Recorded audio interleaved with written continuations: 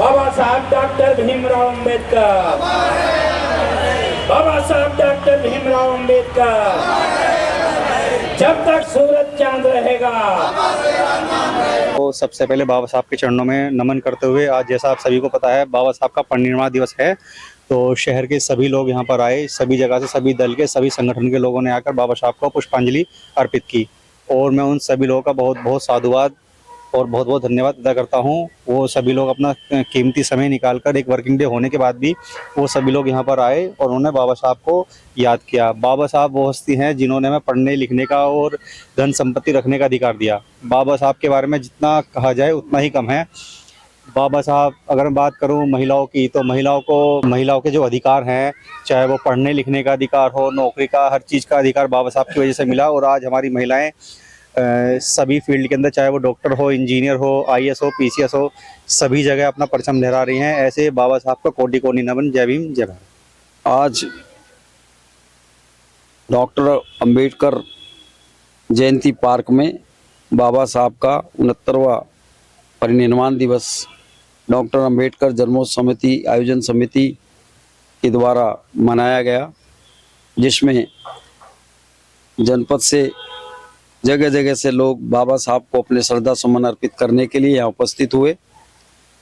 मैं अंबेडकर जन्मोत्सव समिति और आयोजन समिति को धन्यवाद देता हूँ कि उन्होंने बहुत अच्छा ये कार्यक्रम रखा। सुबह 8 बजे से ये कार्यक्रम चल रहा है और चूँकि बाबा साहब के बारे में तो जितना कहा जाए उतना कम है। कोई क्षेत्र नहीं छोड़ा उन्होंने, चाहे धन का क्षेत्र हो, चाहे समाज का क्षेत्र हो, राजनीति का क्षेत्र हो, हर क्षेत्र में हमें कुछ ना कुछ दिया है। हमको जहाँ शिक्षा प्राप्त करने का अधिकार दिया, हमें पानी पीने का अधिकार दिया, महिलाओं का कल्याण की उनके लिए कानून बनाए कि उनको अधिकार मिले। इस देश में महिला कुछ भी नहीं कर सकती थी, विधवाओं को अधिकार दिए। तो बाबा साहब ने धन के क्षेत्र में, मनी के क्षेत्र में कानून बनाया। उसके बारे में जितनी भी घाटी सभ्यता, जल प्रवाह, सब बाबा साहब ने व्यवस्था की है। भारतवर्ष का प्रत्येक व्यक्ति, ना कि केवल अनुसूचित जनजाति या जाति का लोग, प्रत्येक व्यक्ति बाबा साहब का ऋणी है। मैं अजयपाल भारती और सभी सम्मानित साथियों को जय भीम, जय संविधान। मैं तो एक ही बात कहूँगा कि यदि देश में बाबा साहब नहीं होते तो इस देश की हालत क्या होती आज के वर्तमान समय में देखें तो। क्योंकि बाबा साहब तो है नहीं, लेकिन बाबा साहब यदि कहीं नजर आते हैं तो इस संविधान में नजर आते हैं। केवल संविधान को पढ़ लो, संविधान को समझ लो, यही सबसे बड़ी उपलब्धि है। हमारे यहाँ जो बाबा साहब ने दिया है, सबसे ज़्यादा जो उन्होंने उत्पीड़न सह रहे थे, और सबसे महत्वपूर्ण बात यह है कि उन्होंने महिला और पुरुष दोनों को बराबर की ताकत जो दी है, सबसे ज़्यादा मैं उनको नमन करता हूँ। जैसे कि हमको ज्ञात है कि 6 दिसंबर 1956 को बाबा साहब जो हैं इस दुनिया को अलविदा कर चले गए थे, और वो दिन एक काला दिवस, ब्लैक डे के रूप में जो है ना माना जाता है कि इतनी बड़ी हस्ती का चले जाना। करोड़ों शोषितों जो उनके प्रेमी थे, जिनका उन्होंने उद्धार किया, और आने वाली पीढ़ी जो उनको हमेशा याद करेगी कि एक ऐसी शख्सियत जिसने ना जाने कितने करोड़ों दलितों, वंचितों, पिछड़ों के जो है सपनों को साकार किया, उनके हक दिलाए।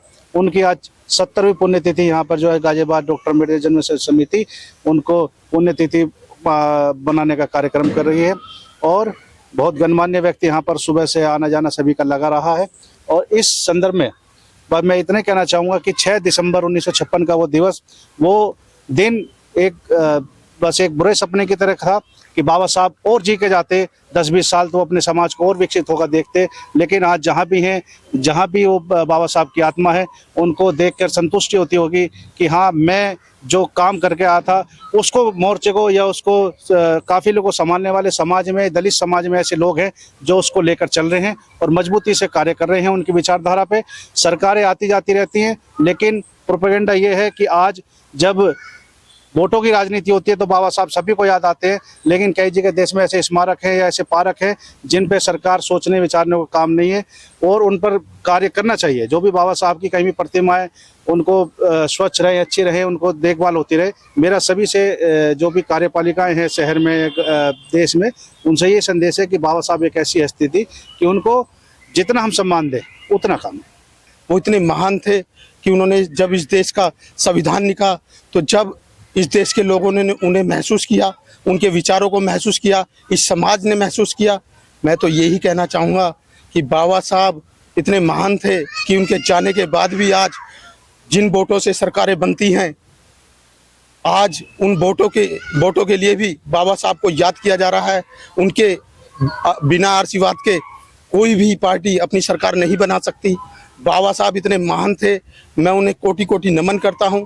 वो हमें सब कुछ दे के गए हैं, संपत्ति रखने का अधिकार, पढ़ने का अधिकार। इस देश में पढ़ने तक का अधिकार नहीं था, हमें जल पीने तक का अधिकार नहीं था। बाबा साहब ने आंदोलन किया, हमें पीने के लिए पानी मिला। वो इतने महान थे कि उनकी मैं गाथा को भी गाऊं तो वो एक क्षण में नहीं कह सकता मैं। ताजा तरीन खबरों के लिए हमें सब्सक्राइब करें और हमारे बेल आइकन को प्रेस करना ना भूलें।